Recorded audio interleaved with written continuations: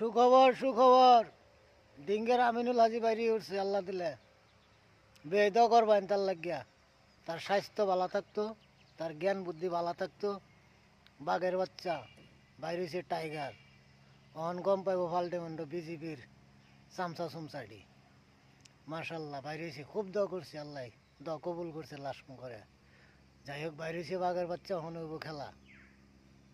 মুখ্যমন্ত্রী হিমন্ত বিশ্ব শৰ্মাই 1 বছৰৰ কাৰণে মোক ডিটেইন কৰাৰ অৰ্থ আছিল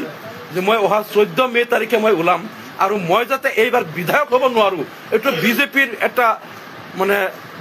তেওঁলোকৰ পৰিকল্পনা আৰু বিজেপিৰ এটা প্ৰধান উদ্দেশ্য আছিল যে এই নিৰ্বাচনটো পাৰ হৈ যোৱাৰ পিছত যাতে মই ওলাও এইবাৰ নিৰ্বাচনত যাতে মই যাব নোৱাৰো কাৰণ মই অসম বিধানসভাত থাকিলে বিজেপি চৰকাৰৰ অলপ প্ৰব্লেম হয় তেওঁলোকে বাজেটত যিবিলাক মানে ফুপুলা প্ৰতিশ্ৰুতি দিয়ে আৰু তেওঁলোক যিবিলাক নিৰ্বাচন কেন্দ্ৰিক হিতাধিকাৰী ৰাজনীতি কৰে অসমৰ আন্তঃগাঁথনি উন্নয়নৰ খবৰ নাই নিবনুৱা সমস্যা সমাধানৰ খবৰ নাই অসমখনক আজি 1.5 লাখ কোটি টকাৰ ওপৰত ধাৰত পুত গৈছে আজিৰ দিনত জন্ম হোৱা শিশুটোৱে 45,000 টকা মূৰত ধাৰ লৈ জন্ম হ'ব লাগিব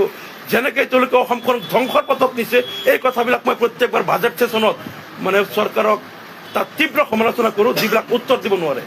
আৰু এনেকৈ যেতিয়া মুখ্যমন্ত্ৰী অসম বিধানসভাত কয় আমাৰ মানুহ আপোনালোকৰ মানুহ লগে লগে মই তাত খাৰা হৈ কওঁ মুখ্যমন্ত্ৰী মহোদয় আপোনাৰ বক্তব্য উঠাই ল'ব লাগিব অধ্যক্ষ মহোদয় মুখ্যমন্ত্ৰীয়ে অসমৰ মানুহক দুই ভাগ কৰিব নোৱাৰে আমাৰ মানুহ তোমাৰ মানুহ বুলি তেওঁ বিভাজন কৰিব নোৱাৰে মুখ্যমন্ত্ৰী সকলোৰে মুখ্যমন্ত্ৰী এজন মুখ্যমন্ত্ৰী হয় যদি তেওঁ আধা মানুহ নিজৰ আধা মানুহ বেলেগৰ বুলি ভাগ কৰে এইখন গণতান্ত্ৰিক চৰকাৰে দেশ কেনেকৈ চলাব এনেকৈ যেতিয়াই তেওঁলোকে সাম্প্ৰদায়িক ৰাজনীতি অসম বিধানসভাত কৰে মই লগে লগে তাত কাউণ্টাৰ দিওঁ গতিকে তেওঁলোকে এটা পৰিকল্পনা কৰিছিল মই যাতে আৰু এবাৰ বিধায়ক হ'ব নোৱাৰো মই বিধায়ক হ'লে বিজেপিৰ বহুত প্ৰব্লেম হয় কিন্তু মই আকৌ ধন্যবাদ দিছোঁ মহামান্য উচ্চ ন্যায়ালয়ক যে তেখেতসকলে ন্যায় দিলে মোক আৰু চৰকাৰৰ এই ষড়যন্ত্ৰ আৰু চৰকাৰৰ এই চক্ৰান্ত আৰু চৰকাৰৰ যিটো গণতন্ত্ৰ বিৰোধী সিদ্ধান্ত বিৰোধীৰ মুখ বন্ধ কৰাৰ আৰু তেওঁলোকে যিবিলাক অগণতান্ত্ৰিক অসাংবিধানিক কাম কাজ চলাই আছে তাত যাতে মই মাত মাতিব নোৱাৰো তাৰ বিৰুদ্ধে যিটো চক্ৰান্ত কৰিছিল এই কথাটো বুজি পাই মাননীয় উচ্চ ন্যায়ালয়ে আজি যিটো মোক ন্যায় প্ৰদান কৰিলে মই উচ্চ ন্যায়ালয়ক ধন্যবাদ জ্ঞাপন কৰিছোঁ আৰু অসমবাসীৰ প্ৰতি মই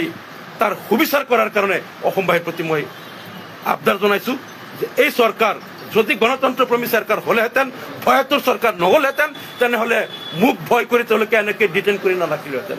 মোক ডিটেইন কৰাৰ কোনো কাৰণ নাই একমাত্ৰ ভয় যি সঁচা কথা কৈ দিয়ে আমি যিবিলাক মানে হেৰি কৰোঁ জনসাধাৰণক বিভ্ৰান্ত কৰিবলৈ যিবিলাক নেৰেটিভ আমি সৃষ্টি কৰোঁ বা কিছুমান মিথ্যাচাৰৰ আশ্ৰয় লওঁ এই সঁচা কথাবিলাক মানুহক কৈ দিয়ে এই যে ভয় সততাৰ প্ৰতি ভয় এই ভয়াতুৰ চৰকাৰৰ যিটো ষড়যন্ত্ৰ এই ষড়যন্ত্ৰ ওফৰাই পেলাই